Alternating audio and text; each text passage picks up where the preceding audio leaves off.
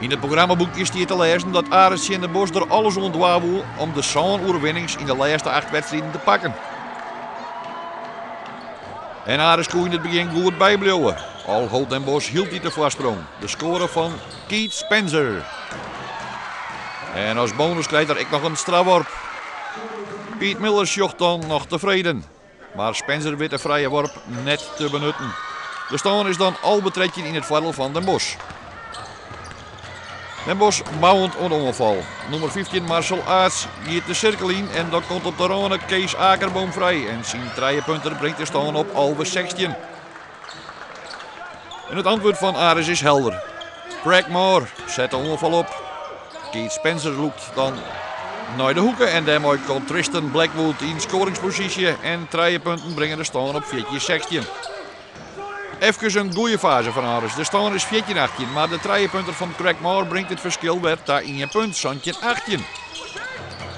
Het 3 punten festival gaat terug. Aris had moeite met het penetreren van onvallers in de zone en zo komt er hield het in je vrij. En is het Juni Steen voor de mooie 3 punten, Santje 26. In deze fase toont Aris nog 4 krijgt. En is het ziekje naar de vrije man. En dat is in dit geval Jamie Miller, 20-26. Craig Moore mooi het uitzetten van de lijn. De bal op Rijn van der Kamp. En dan staat er onder de basket Jeroen van der List. En die had een mooie actie in huis. En zo brengt hij Aris weer op 4 punten, 22-26. We zitten op het eind van de eerste kwart. En Aris beziekt het dan dichterbij te komen. En dan is het hier de onopvallende fout, Safit, de schiedsrechter van Bob van der Enden. En dan gaat de score net terug. En als Den Bosch dan nog 2 vrije worpen erin smiet, is het nooit de eerste kwart 22-28. In het tweede kwart gaat het verhaal van de 3 punten gewoon terug. Den Bosch heeft een percentage van 70%. Ja, dan is er moeilijk van te winnen. Hier is het Dean Oliver, 24-33 voor Den Bosch. Aris beziekt het dan echt. En op een ei beziek is het weer mooi een 3 punter. Tristan Blackwood. Maar hij mist. En dat maakt het verschil. Op een ei Aris. En de poging om een 3 punter te mooi zien. Maar Craig Moore mist en hield dit weer is de rebound van Den Bosch. Coach Piet Miller beziekt het dan mooi een time-out om het tijd te keren. Alles is er mogelijk bij de stand van 24-36. De 3 punter van Rijn van der Kamp gaat er net in. Maar met wat geluk is de rebound voor Aris. En Daryl Monroe brengt Aris 2 punten dichterbij. 26-36. Piet Miller zocht dat de time-out vertuten die in had. En Keith Spencer, hij tekent hier de 28-36 om. Maar dan liet Den Bosch wat ze kennen. De bal gaat in heeg tempo rond. En de verdediging werd even net met het ziekje matten. En dan is het de vrijstaande Dean Oliver. Die het cool en zakelijk mooi een 3 punten aanmaakt. Mooi 28-39. Een gat van alle punten. Maar op een ei toont Aris veerkracht. De rebound is voor Daryl Monroe. Die speelt Rijn van der Kamp aan. Die op zijn beurt Keith Spencer ziet. En dan is het 33-39. Plus de bonus die hij krijgt. Een vrije worp. Maar Aris is net sterk in het nemen van vrije worpen.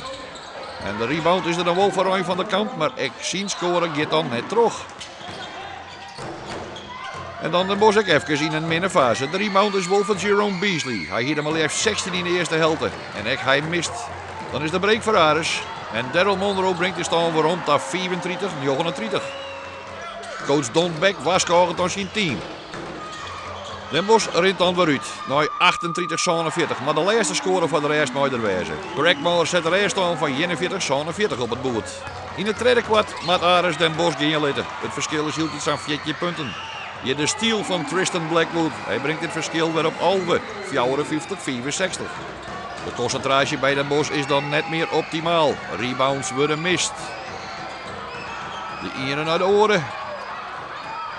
En dan is de rebound voor Aris. Bob van der Enden op Craig Moore. En ze eindigt de tweede kwart in 54-69. En als mascotte Ari dan echt nog begint te missen, is het wel duidelijk. In het laatste kwart houdt Den Bosch de staken onder controle. En Aris bereist. Kees Akerboom zet de eindstand van Santonion op het boord. En dat binnen duidelijke cijfers. Natuurlijk is het een goede tegenstander. Maar aangezien we er uit ook van gewonnen hebben. En wij kunnen gewoon een goede tegenstand bieden tegen deze tegenstander. Ja, dan is het klote en jammer dat je hier verliest. Maar ja, goed, we moeten wel snel door, want woensdag hebben we Berg op Zoom weer en dat is ook een lastige tegenstander. Daar hebben we thuis een flinke oorwassing van gehad, dus wat dat betreft hebben wij daar nog wat recht te zetten.